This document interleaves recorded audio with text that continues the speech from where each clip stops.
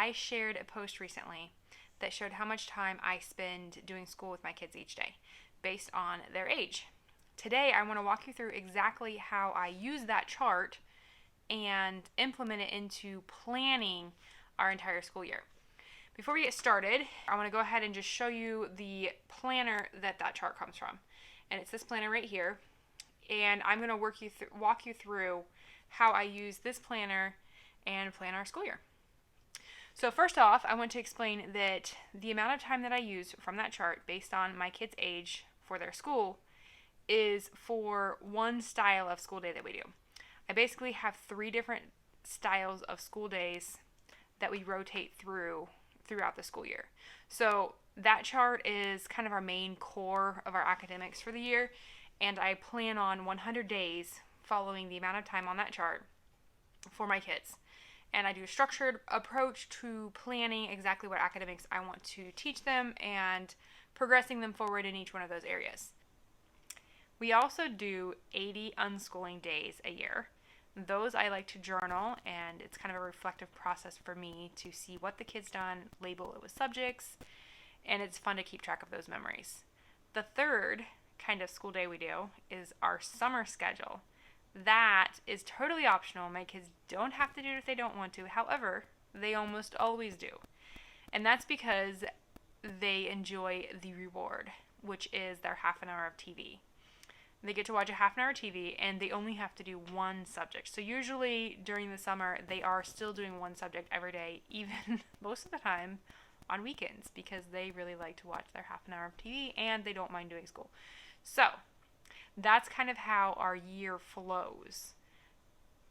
So let me walk you guys through how I plan the school year for my son. First, I go to the academic plan in the planner and write down the student's name at the top, how old they are, and the date I created the plan. The reason the age is important is because that is going to identify how much time I expect that child to spend working on school each day. So my son is 8, and I'm going to go to the chart at the beginning of the planner and determine how much time he should be spending working on school. Since he is 8, which is your typical 3rd grade age, I expect him to spend an hour and 40 minutes each day working on academic type school. So the next thing I do is I go ahead and break that up between 5 subjects. So he's going to spend 20 minutes a day working in each one of the 5 subjects. Now, when I first started homeschooling and looking at curriculums all over the place and trying to figure out what on earth I was supposed to do, what I was supposed to teach my kids, there was a lot of conflicting information. Every curriculum I looked at had a different list of subjects, and it was just very stressful to me. And then after a while, after researching more and more, I realized that subjects are actually very arbitrary. So we create our own subject names based on the values of our family and the interest of my kids and what I consider to be core academics.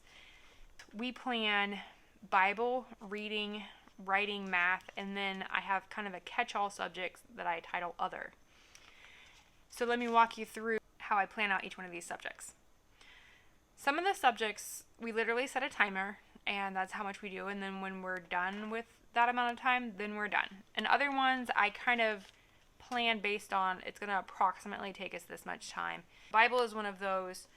I have plans to read one chapter, and we'll talk about that chapter, sometimes a little extra activity or something, but I'm ballparking that to take us about 20 minutes each day for my son. The next thing that we do is reading. This one we pull out a timer, and I have him just read out loud to me for 20 minutes each day.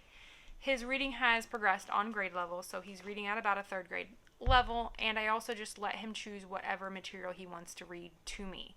So sometimes that's younger storybooks where it's pretty easy for him to read and he's just flying through that, and that helps build his confidence with reading. Other days he actually does pick some fairly challenging reading materials, and he's advancing his skill and progressing his reading level on those days.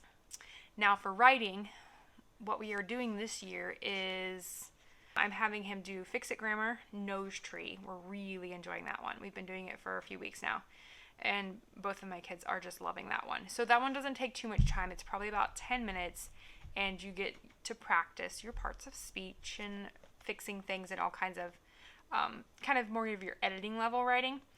And then in addition to that, for his writing, I have him go ahead and write 2 sentences in a composition book. He can be working on a story of his own, or he can be doing copy work where he takes a book that has an interesting passage that he likes and he just copies it down into his composition book. All of those are building his writing ability, and I have seen him progress on level with writing. So I'm not concerned about this approach. It's really simple and easy. It's not something I have to sit down and plan each day, and it gives them a lot of freedom to choose what they want to do with it. Now for math, the next subject for him, this one I plan out basically a progression of which books we're doing first and second and third and fourth. So once we finish the numbered item on the list, then we move on to the next item. So this year he actually asked if he could do some easier math, which is an interesting concept to me. I'm like, never would have thought of that. You just, you go from third to fourth and you just keep progressing with math. So it was an interesting idea, and I kind of sat and thought about this when we were talking about it and realized that he's a year ahead in math, so there's no reason he can't do some review of some easier stuff if he wants. So I went ahead and ordered him the same book that his sister is doing, and we're just going to see who finishes it first. So it's kind of a fun little thing for them to work on together. After he finishes that one, he'll move on to finishing up the book that he was doing last year, which is 3rd grade Math Boosters 3.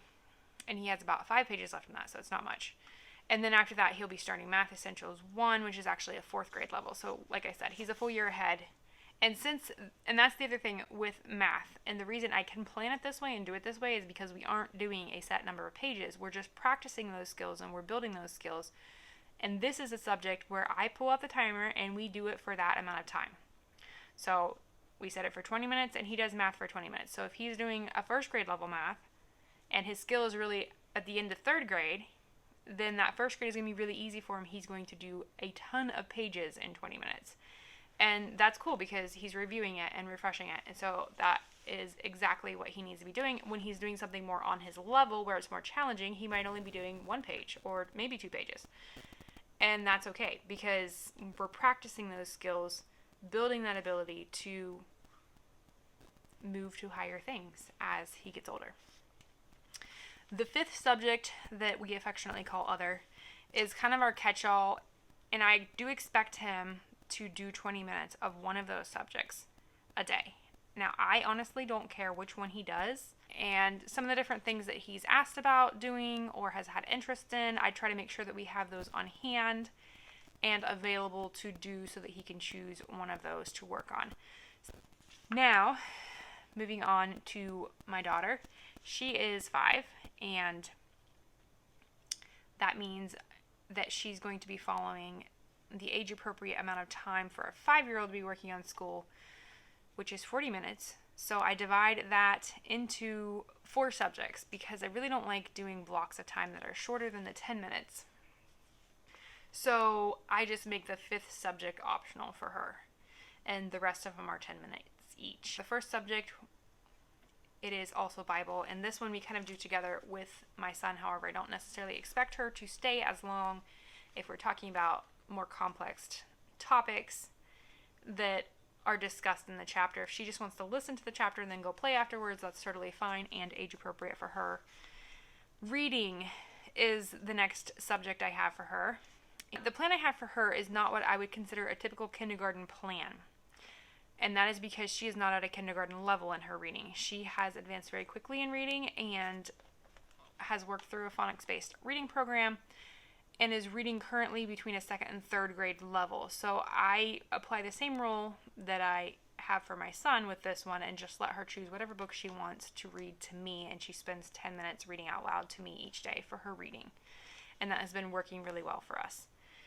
The next subject for her is writing, and I have a simple 1st grade writing notebook that she does, and she's expected to write 1 sentence a day, and she has to make sure there's capital letters, spaces between words, and punctuation at the end of each sentence. I don't expect her words to be spelled perfectly. She is still at the phonetic based age when it comes to spelling, and that's totally fine if she just phonetically spells words. I do go back through and check the words and show her how they're spelled correctly, but I am not worried about her trying to spell every word correct.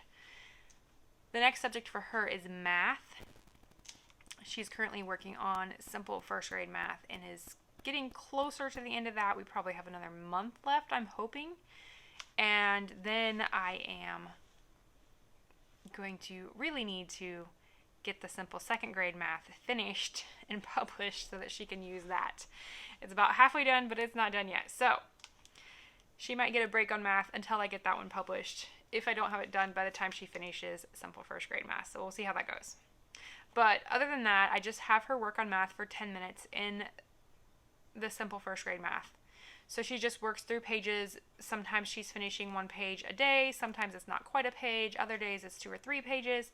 Just depends on the level of work on that page and where she's at with her concentration. So we set a timer for that one and just work for 10 minutes, and then after that she's done. She also has subjects under other, and this is basically to make sure that I have the materials available for her if she chooses to do these. They are all optional for her because it's more than the amount of time that I want to require her to work on academics. However, the first one on her other is Fix It Grammar, the Nose Tree book, and that's the same one that her brother is doing. She loves doing this particular book, and she loves doing school with him and doing what he's doing. So I got her a book as well, and she does that every day with him. So she definitely chooses one thing from the other every single day. I also have Spanish and art on there because those are options that I want to make sure that I have stocked and available for her to do whenever she chooses to do those. That's how I create the academic plans for my kids. Next, I want to go over how I record that in the planner.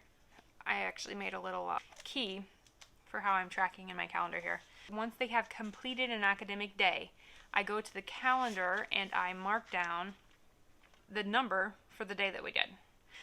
So I put a number for academic days and I circle it, and that shows how many academic days we've completed for the year, and then we know when we get to 100 that we are finished with our regular academic days.